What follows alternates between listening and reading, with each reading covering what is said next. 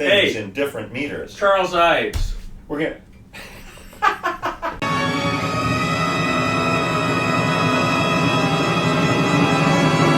Because, you ready?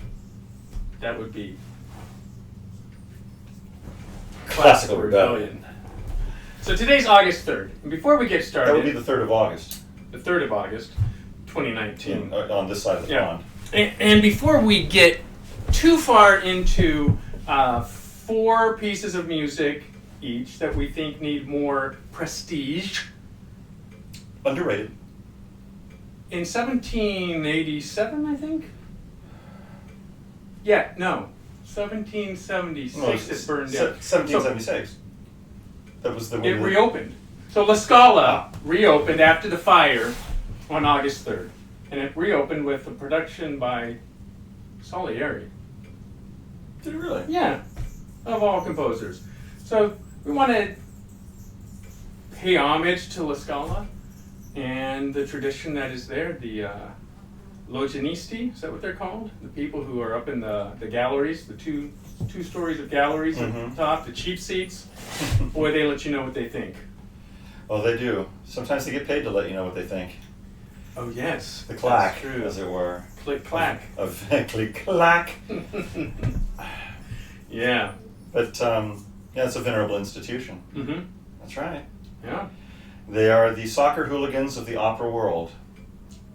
We need more of them. They are. Yeah. They are. They live and die for opera, and they make it a full contact sport sometimes. And I'm all for it. Yeah. 3,000 seats when it first opened. It's big. What is it now? I'm not sure. I didn't look it up. I shouldn't think it would change significantly. Yeah. So, 4 pieces that deserve more prestige. Want me to go or you want to go? I'll start. Okay. So I'm going to start. I'll start small and work up. Okay. The student symphony, I guess you could call it a student symphony. It was an early work by Hans Roth, who was a classmate of Gustav Mahler. Mm-hmm. Let's have a listen.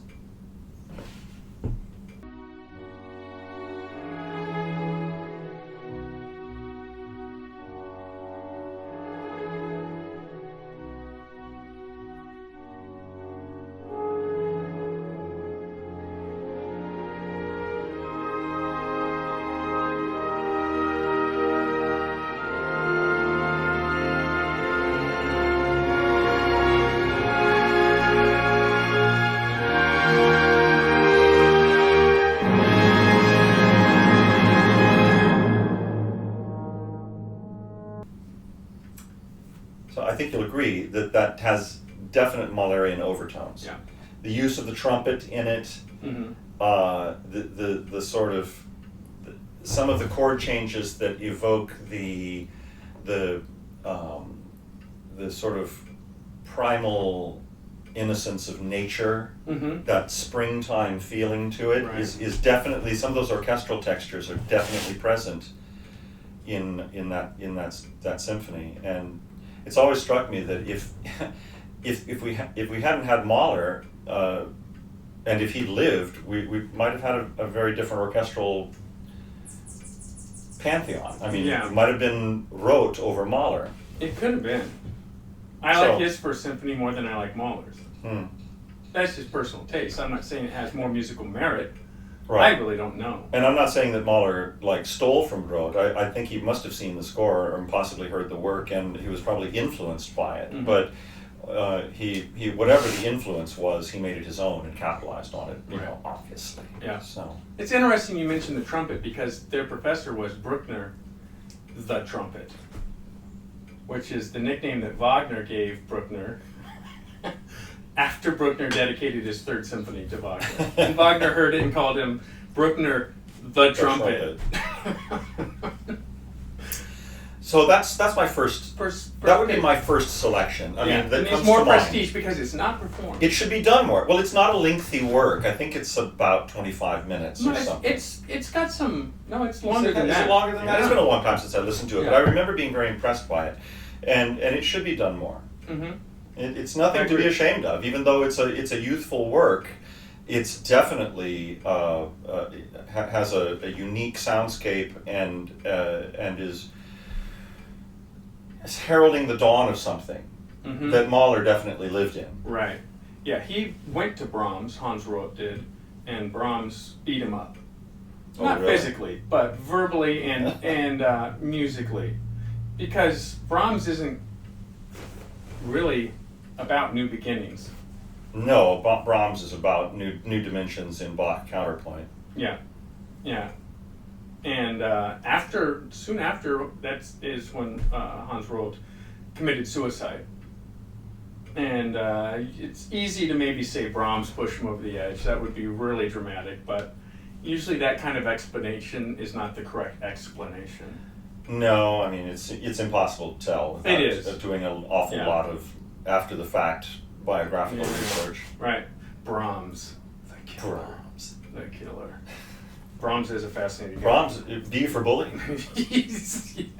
Bach, Beethoven, and bully. When bully.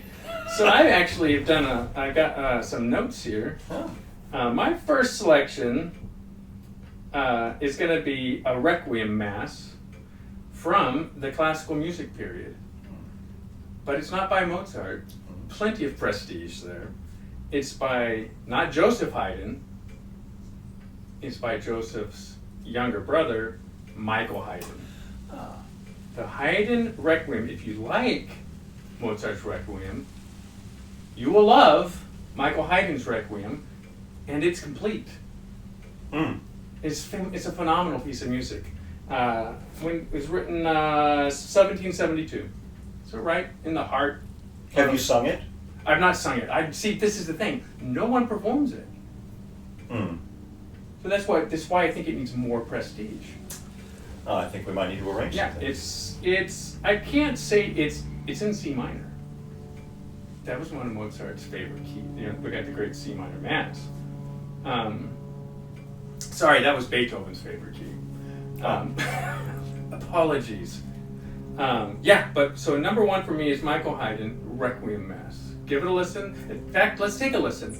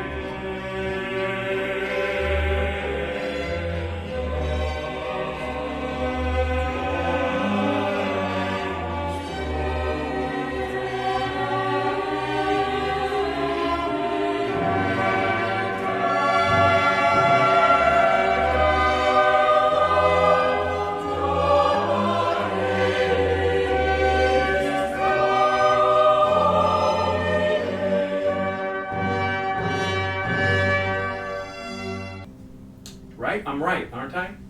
Very impressive. Yes. I like being correct. Well, you usually are. It feels good. Except when you're wrong. That's true. You know what else feels good?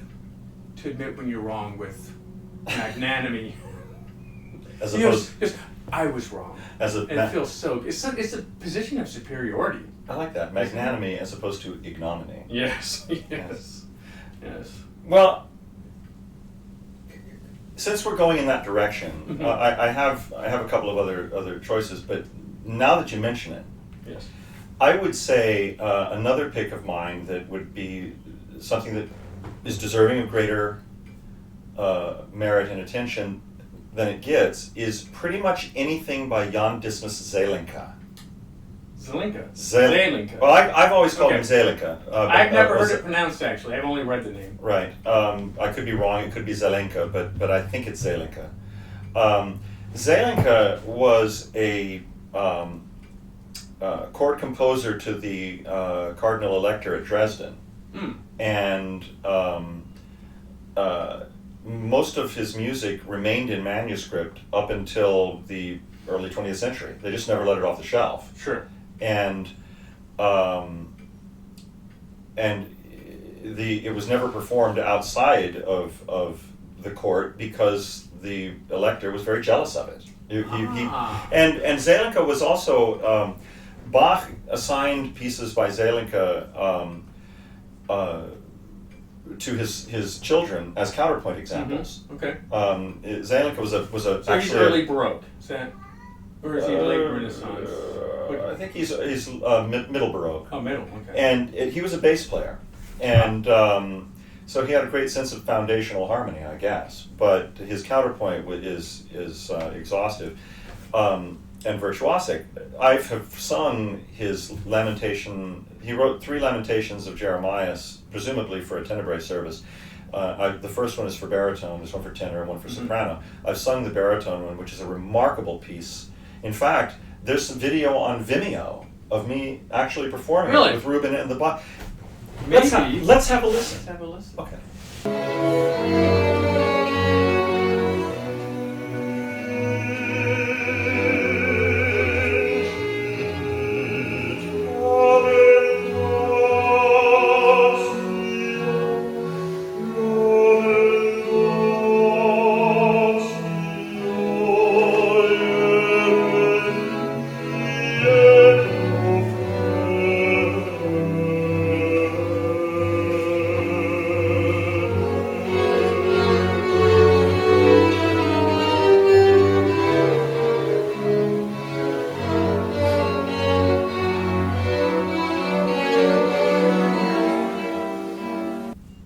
There it is. So, and you'll notice that theme, which I presume you went back and highlighted on purpose. Sure.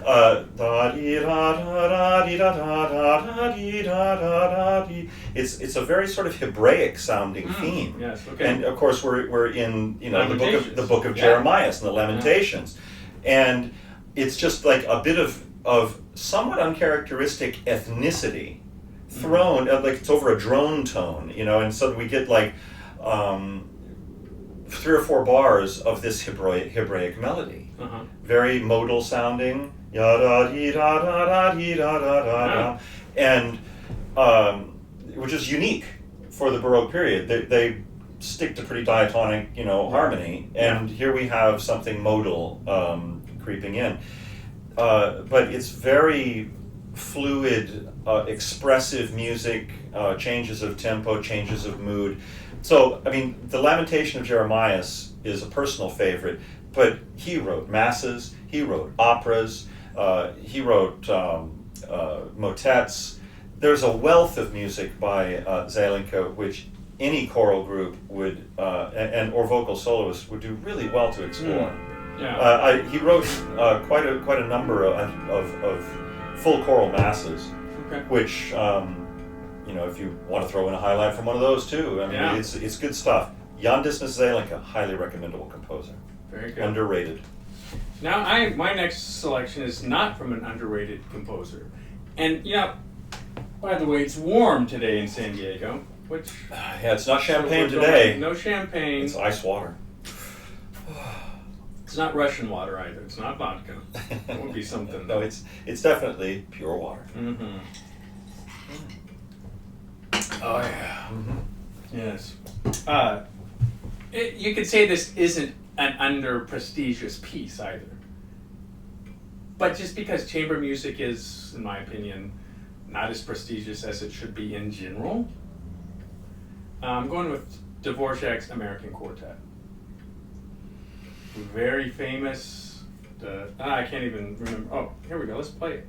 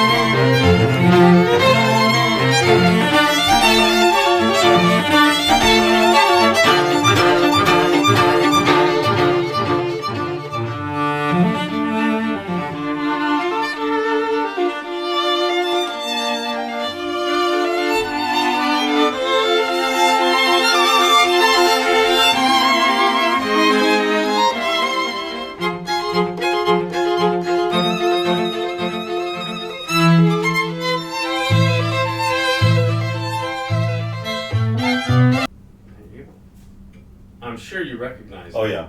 Yeah. But so that's 1893, composed it during the summer vacation. And what I like about In Iowa, was it not? Is that what composed in Yeah. in Iowa? Yeah, in Iowa. Yeah. Of all places. Yeah. In 19th century Iowa, is that even a state at that point? That's a good question. I- It might have still been a territory. I guess. Yeah. Summer in Iowa, though, and he comes up with this American Quartet. So he's got the American Quartet and the New World Symphony, which is not under prestigious. And I've often wondered why more American composers did not follow his lead. So he just did with America what he did in Because Czech. you have to have a lot of contrapuntal training to follow that lead, and you have to also, I think, be steeped in in the experience of the orchestral tradition to really be able to begin to organize on that scale Mhm. in your own mind. I mean, Right. there's not a lot of people in the United States at that point and also at that point,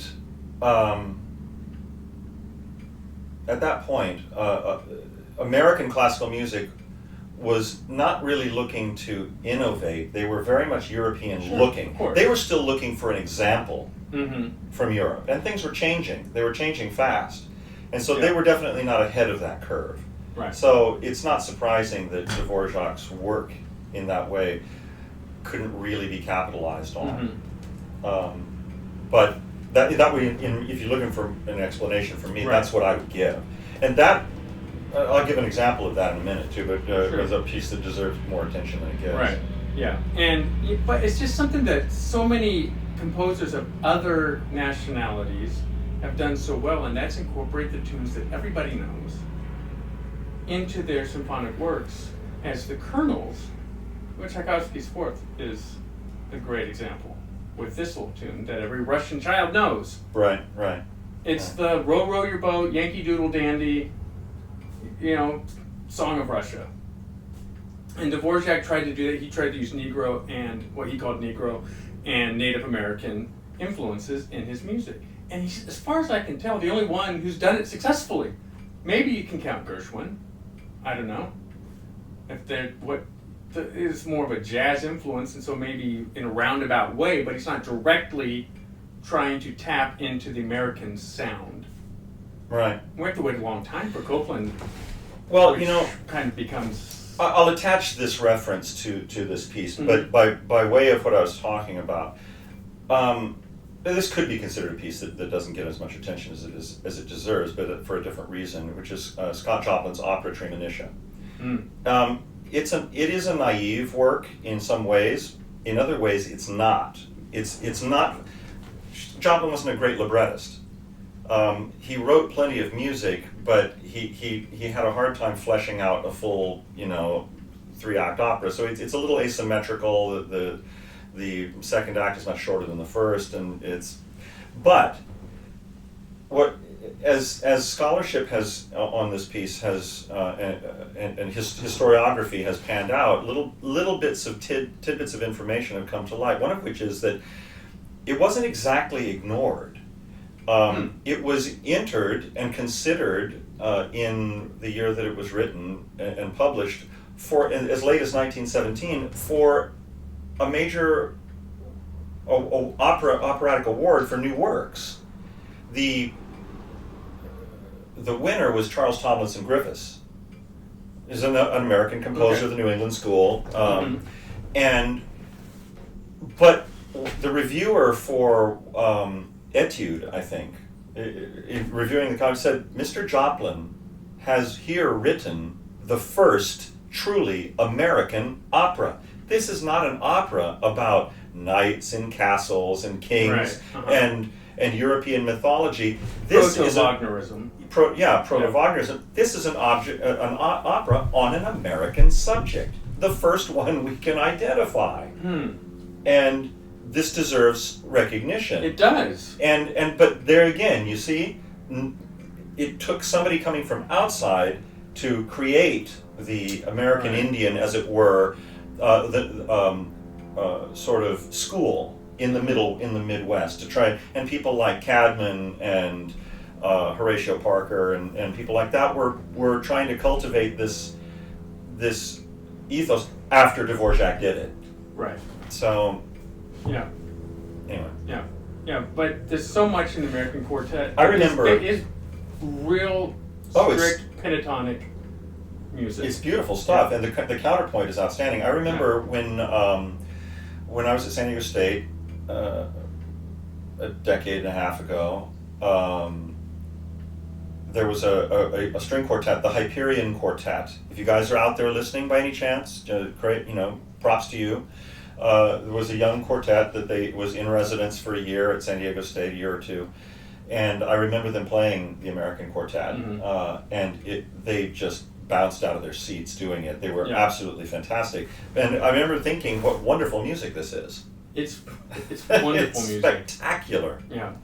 It really is. It deserves a place, and maybe it does have a place amongst string quartet musicians of prestige. Right. Well, But for a general listener, it kind of goes not in one ear and out the other. It doesn't even get in the first ear. no, and most people don't know what it is or have never heard it, but that's partly a function of, unless you're a top flight touring string quartet, you're not going to play it because it's pretty Sure. hard. Yeah. Yeah. It's pretty damn hard. Yeah. So was that your third? No, Opera? no, I Okay, was just all right, I was great. using that to Gotcha. support in Okay, support of yeah. your argument of why didn't this take off Yeah, I gotcha. Okay. in the Midwest. My third, I'm actually torn because I'm doing this off the top of my head.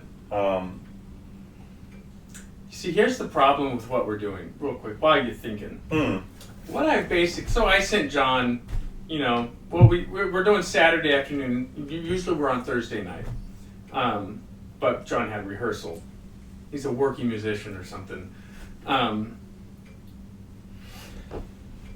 I sent you some topics, but you've had a busy week. I didn't actually see it until last Oh, night. you did? and then- Okay, yeah. So I sent some topics, and we're having to kind of try to do 2 episodes here because I'm going to be at the AXO conference, the Association of California Symphony Orchestras, next week. So we won't be able to really meet. As next opposed to week. OXO, which is a beef extract. Oh, is it? Like a cup of Right. OXO. Delicious. So But what I realized this today, what this kind of is eternal homework. no, it's true. It's actually good work. Like, we've assigned ourselves homework for the rest of however long we do this. Because we have a lot of Well, that's true. indigenous knowledge, let's call it, Yeah. but I don't want to misspeak. I don't want to No, of course misguide not. anyone. No, of course So, not. Yeah. I'm really I'm tempted to bring in Amy Beach, Mrs. H.H.A. Mhm. Beach, as she preferred to be known, out of gratitudinous homage to her husband who made her career possible. She wrote some wonderful chamber music Piano and concerto itself. the piano concerto is very solid. Yeah. I want to mention a piano quintet, though, by, I believe it's Charles Cadman. Yes, I was correct about that, Charles Wakefield. Somebody got a little blank spot there. Yeah. Yeah, well, I was correct. It was Charles Wakefield Cadman's piano quintet in G minor, 1937, actually. Okay. But he was active from the turn of the century. And it's quite a nice piece, but unfortunately, so far as I can tell, the recording of it has been taken, that I heard, has been taken down off YouTube. So I think I'll go with Mrs. H.H.A. Beach. Okay. And the piano concerto. That's a dynamite piece. But I think you should mention Cadman. I think Yeah, you we'll should, keep I think you should Cadman. leave that in Yeah. because it's damn good music. Yeah. But Amy Beach is sort of, I guess, the American Dame Ethel Smythe. Yeah. And she was a force to be reckoned with. It's good Mhm. stuff. Yeah.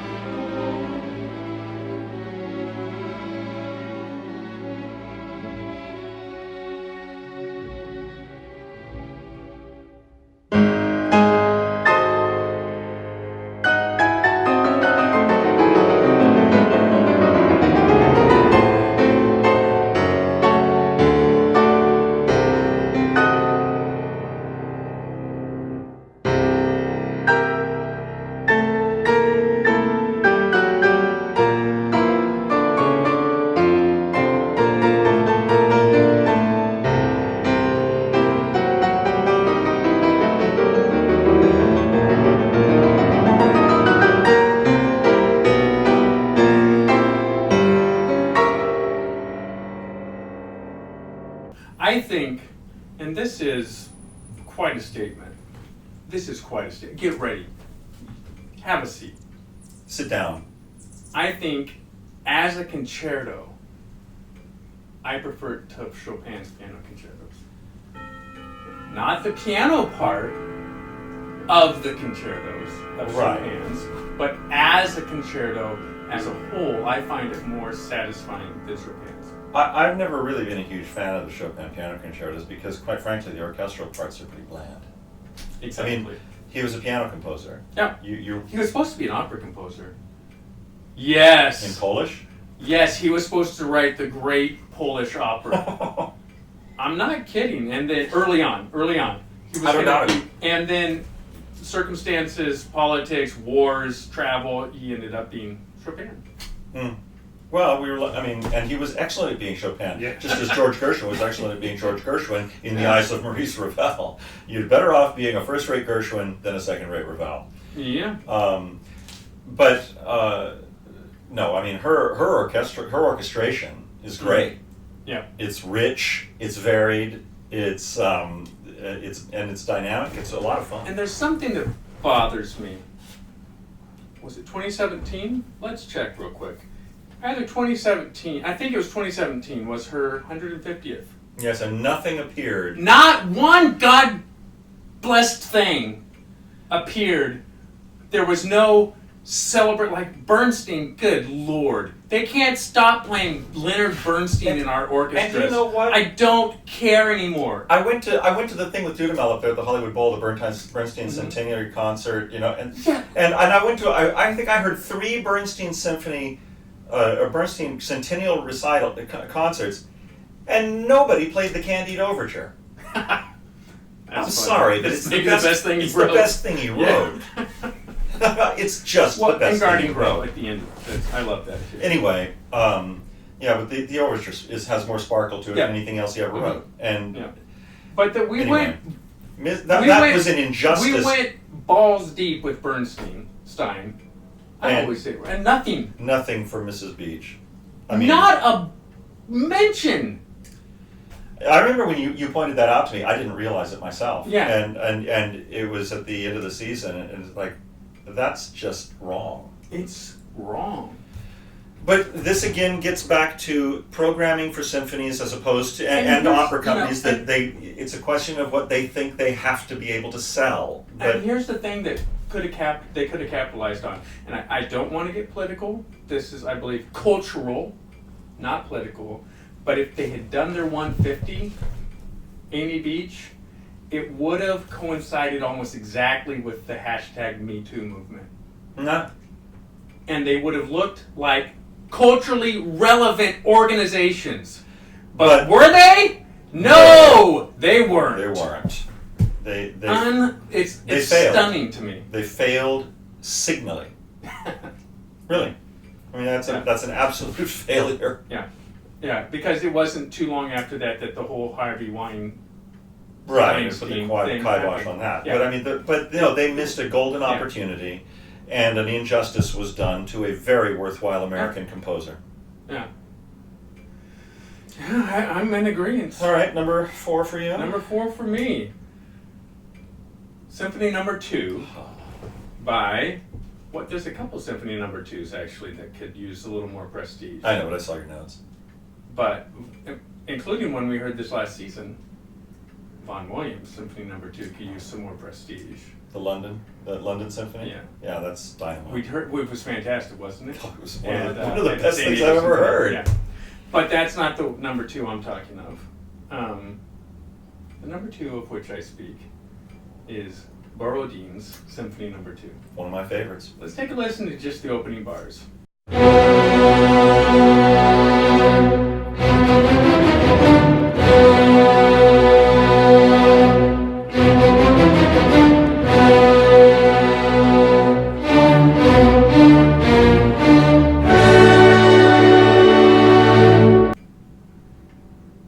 That is a grown man's opening to a symphony. Those are 19th century whiskers. That's is got, what those are. That's got hair all over it. Yeah. Although of the Russian composers at the time, Borodin is the least bearded. he kind of did the mustache. He didn't do the full send It's there. not bad for a chemist. It's true. Yeah, He was a chemist. amateur musician. Pretty darn good amateur. But speaking of the American sound, that Oh, well, the, we're the gonna have to- conclusion. Yeah. The last movement. Which Let's take a listen. Let's take a Well, listen. yes. Now, but I want you to picture something as you listen.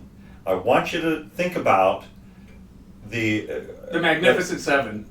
well, the Magnificent Seven. Imagine yourself on an open plain with the Grand Teton Mountains. Yes. You know, yeah, with it's great. spring snow still on the top, and imagine a group of horsemen, American Western horsemen, coming right over that hill into your face, because that's what this sounds like. Yeah. I mean, you'll struggle to find a more American Western evocative theme in orchestral Yeah. music. Maybe the Magnificent Seven is the only one that is that evocative. Listen to this. Yeah.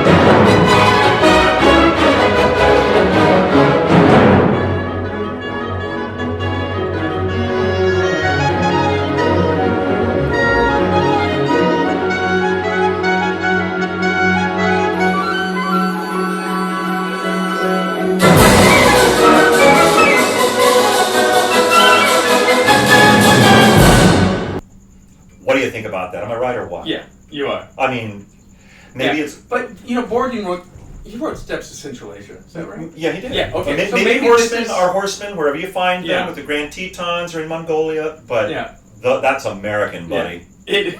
That's America, buddy. It's. I don't believe Borodin ever came to America. I'm sure not. I'm sure he was trying to evoke the rolling steppe, hills you know, of the steppe, yeah. the energetic horseback life of Yeah. the Central Asian steppe. But boy, does that translate. I love it. I'd love to see somebody make a Western film and use that for the Oh, theme for music. sure. What? Here's the thing. The scared so dun da da da da dun da da da da dee dun Yeah. da da da da da da da da da da.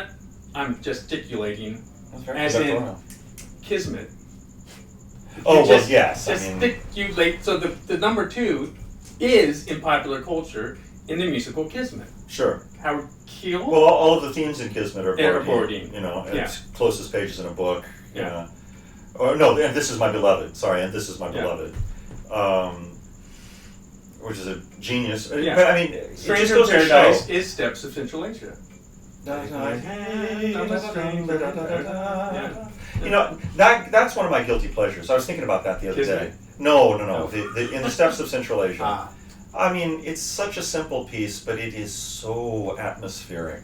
Oh, it is. So atmospheric. As the way the horizon of the steppe comes a little bit closer with the approach of the caravan, and as they recede into the distance, the vast and lonely grasses stretch far away. To paraphrase It's Osmandius. it never goes above No. mezzo forte. Maybe. There's no. I think it gets to forte, but only briefly. It immediately starts to recede. Yeah. But it's just it's wonderful music. Borodin benefited in I think after his death. I don't know how many of his pieces Rimsky-Korsakov may have touched up, but whatever Rimsky brought to it, I mean, he certainly put Prince Igor back to fully together. It was only about 2/3 complete with sketches for the rest, and he finished it. He's like, we have to finish it now. Scholars can deal with it in the future, but this has to be put together now because we're here on the spot, and otherwise it'll get lost. Right. And so he did. Thank you, Rimsky-Korsakov. But the core of it is the genius of Borodin's melodic genius. I mean, Rimsky-Korsakov is an unsung hero, in my opinion. Oh, I think all so. the orchestrating he did of pieces that. But he saved the entire overture of Prince Igor. He wrote down from memory.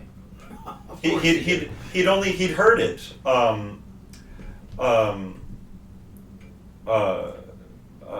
He'd heard him play it. Mm-hmm. And no, I take that back. It wasn't Rimsky. It was Glazunov. Right. Glazunov Yeah. had heard it, and he remembered. He had a very prodigious memory, but Borodin had not written down a word of it, so or a note of it, and so he's like, this is the overture that he played, Right. and Okay. but Rimsky-Korsakov saved that opera, Yeah. and Yeah. Borodin is I think an overlooked composer. Yeah. His string quartet is got. That one I don't know. Spangles, da da da dee, da da da. More Kismet. That's from the string quartet. Yeah. Yeah. Borodin is fantastic. No, I like that choice. The Symphony No. 2 is just magnificent. It is. It's just magnificent. It is. And it's also a brass player's holiday. And again, I don't need to hear Brahms Symphony No. 2 for the fourth time. I'd rather hear, like we got Vaughan Williams last year, finally. Oh, that was magnificent. Why don't we have? Well, maybe they did Borodin and I missed it. That's possible, because I haven't made every single concert at San Diego Symphony. I have a sneaking suspicion that they did. We'll have to check on that for the end of Yeah. the show. Yeah.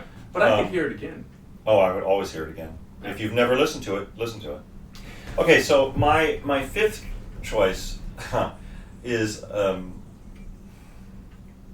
it's a quandary actually, but there are two pieces that on a similar scale that I could name. One of which is the Gura Lieder by Schoenberg. Yeah. It's a titanic scale, huge post-romantic titanic orchestra of about 140 or 50, and a 600-voice chorus. It's mammoth, and I've heard it live at the Proms. And Okay. you know, Shostakovich's, Schoenberg's indulgence of his 12-tone, sort of philosophical music making is a lot easier to take when you've heard the Gura Lieder, because it is virtuosic post-romanticism. Yeah. And absolute genius on the largest scale. Yeah. And he's like, okay, well, if you can do that, Do go whatever fool you- around, Yeah. but thank you. However, I think for the piece that I would really say, because I think more people know that than the piece that I'm going to mention, but it's on a similar scale. Can anybody out there guess what I'm going to say? That's right. It's the Symphony No. 1 by William Havergal Bryan, the Gothic. Oh. Let's take a listen. Let's take a listen to the which part? opening. The opening. Okay.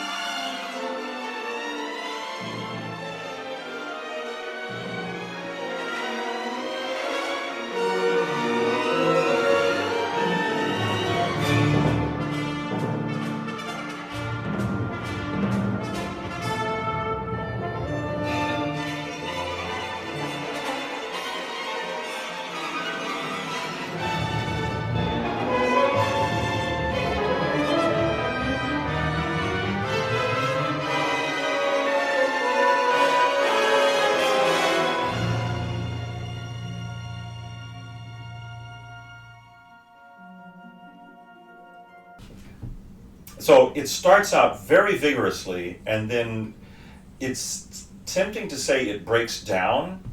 It doesn't really break down. It divides off into subsidiary portions. There are different elements of the orchestra playing. It's very Ivesian in that way. He has different portions doing different things in different meters. Charles Ives. We're gonna. I like old Flinty Ives. Just don't like it. I do. And you know who else I don't like?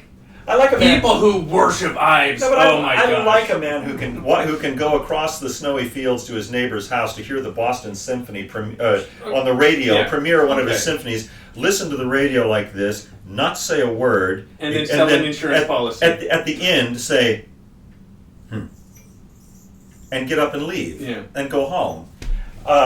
And then, but on his way out, say, By the way, have you considered whole life? Oh, he was a dedicated insurance man. That's what made his money.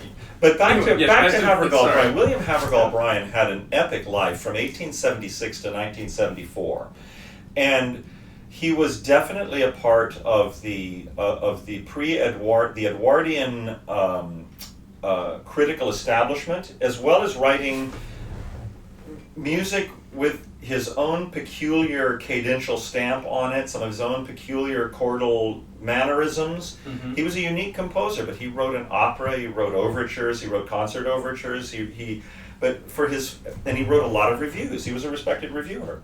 But he was of the older generation. He was too old to fight in World War I.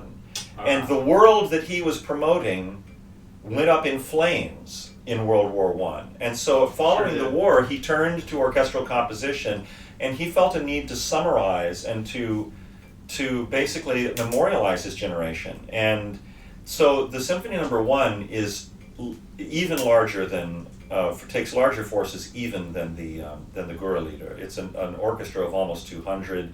It's a chorus of basically about 600 or 800. It's huge, vast. Right. It didn't get recorded.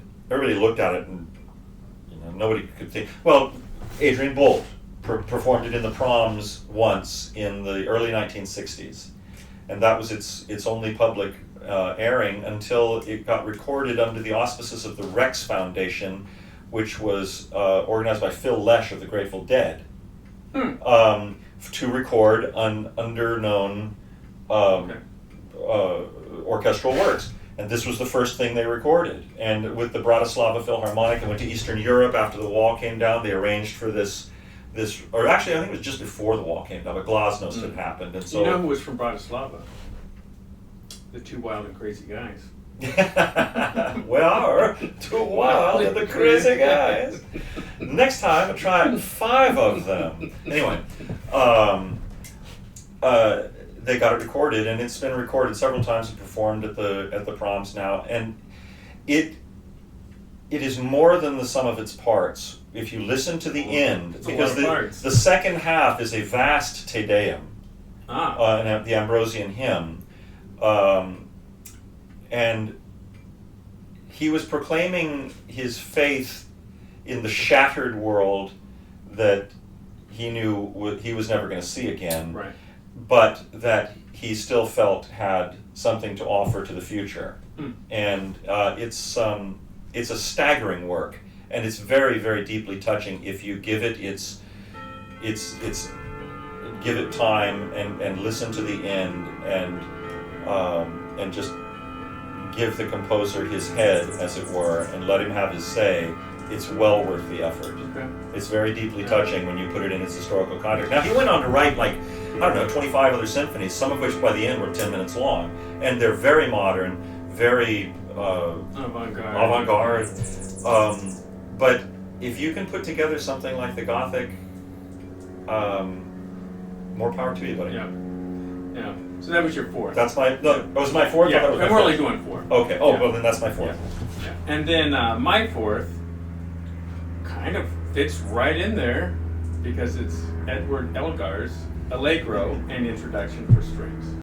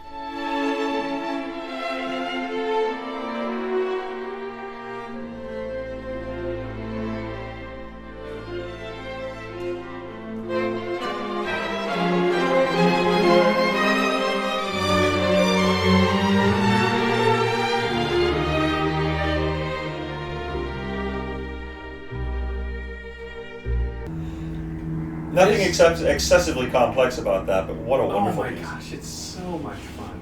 It's almost a guilty pleasure. It's close. It's Yeah. close. It's just a pleasure, though. I feel no guilt. If you had to listen to one piece, I think that would really sum up Elgar in a wide variety of his facets, it's that piece. Yeah. Because many of his gestures are in it. His sort of rhythmic. Yeah, there's a lot of Rhythmic gestures. rigor in it. His some of his chord changes. I love it. How'd you get to know I got to know it accidentally. it? First of all, this is how much it's lacking in prestige. It doesn't have a Wikipedia page. Really? Yeah, if you can believe that. My first year of college, I took music theory. I don't remember much. I know there are rules to voice leading, but I can't tell you what they are. I know there's such a thing as a French sixth, and it's probably nicer than a German sixth. The theory teacher said he thought there was nothing more beautiful ever composed than Vaughan Williams' The Lark Ascending. So I thought, I will go find a recording of Vaughan Williams' The Lark Ascending, because I couldn't just go on YouTube or Spotify. Right. There was actually no internet this was at that point. This was, you were on the GI Bill after World War II? Yes, I was. Yeah. I was on the GI Bill. So I went and I did a little research, and there was a new recording out, and it was mid-range price of CD, which is $9.99. Yeah. So $6.99, $9.99, $14.99. Or $18.99 if it was a Hyperion. That's right. So that at the time, and it was the London Chamber Orchestra with Leonard Warren Green. I can't remember if Leonard's the right person. Christopher Warren Green. Okay. And no conductor, and it was English string music, even though Lark Ascending has some woodwinds. And so I got it, and the first piece on that album is the Allegro and Introduction for Strings. And I like it more than the Lark Ascending. I'll skip the Lark Ascending now. Yeah. But that's how I got to know it, and that was 1991. That's been a while. And I would say that's an integral part of my 91, yeah. personal soundtrack. My life soundtrack is Yeah, Elgar. yeah. It really is. Mm-hmm.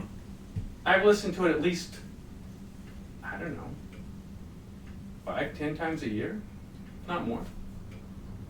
Yeah, but it does not. It's lacking prestige. We're gonna have to have a classical rebellion episode about personal soundtracks. We do. That's a really good topic. Yeah. Those watershed moments and well, yes, and also, but like you said, discs that you have acquired, records that you've acquired, and you remember where you got them and what they have become to mean to you. Yeah. And the stories attached to them, because I can remember there's an awful lot of favorite discs, favorite records, even favorite tapes. Yeah. Are old friends. And that's the beauty, in my opinion, of being a classical music and an opera fan, is there's several layers to the fandom. Because you can not just be a fan of the composition, you can then be a fan of the conductor, and then a fan, in the case of opera, the singers, or perhaps the violin soloist or piano soloist in the concerto. Mm-hmm. And then you can be a fan of that recording's place in the history of recordings. Yeah, Because yeah, that's classical true. music, this is not unknown information to classical music lovers, but maybe to a broader audience, which hopefully, no one's listening from the broader audience. Classical music has always been the industry that drove the recording industry forward in technology. That's true. Stereo electric mics are developed for classical music. Right. The first great recording artist legend is Enrique Caruso. Enrico. Did I say Enrique? Yeah, you said Enrique. Sorry, But you're thinking it's of from Enrique. Italian. You're thinking of Enrique Toral. Maybe. Yeah. So, Or Enrique Granados. yeah. And then stereo comes because of classical music, because they want to capture the orchestra. The Beatles don't need stereo for you to capture the Beatles. as wonderful and as much as I love the Beatles. And the very first CD ever pressed was Richard Strauss's Eine Alpine. Oh, the Alpine Symphony. Yes. Very first one. Really? The first opera was Magic Flute, I believe. And it was von Karajan who pushed those forward with Sony and Philips, and actually made them develop them sooner than they wanted to, because he wanted to record everything over again in digital quality. You know, I agree. I was just suddenly sparked off another memory. My first CD player was in 1980. When was it? 85? Okay. 86? You paid some money for that. 86? Yeah, I did. I paid about $300 for it, I think. And it was We should do the math on that. Shelf top Sony CDP 200. It was the second shelf top series, and it was silver. You know, about like that. Had the one tray that comes out. Yeah. And I still to this day, I think that was the best sounding one that I ever had, that I've ever had. Yeah. I pulled all my graduation money and bought a CD player. My graduation from high school money. Yeah. Yeah. And all my friends were like, whoa, you had enough to get a CD player? Like, what a change, man. It was huge. Like now I paid whatever. But I never got rid of my records. I've never lived anywhere where I didn't have 78s, LPs, tapes, CDs, and even mini discs. Yeah. You know, in the house. I do very little listening on YouTube. I really do. I still to this day. I want to see words in front of me. I want liner notes that are big enough to read. Yeah, see, that's the big difference between you and me at this point, because I basically gave my recording collection away. Yeah, because I wasn't using it. I'm never going to be able to do that because I like, you know. Also, here's the thing: what if the electricity goes out? You know. Well, you can hand crank it. Yeah, well, if I have to. Anyway, we're getting away from the subject. Yeah. Introduction, Allegro, and favorite CDs. That's coming up on Classical Rebellion. Yeah. Well, let's cut this one. Okay, that's coming up on Classical Rebellion.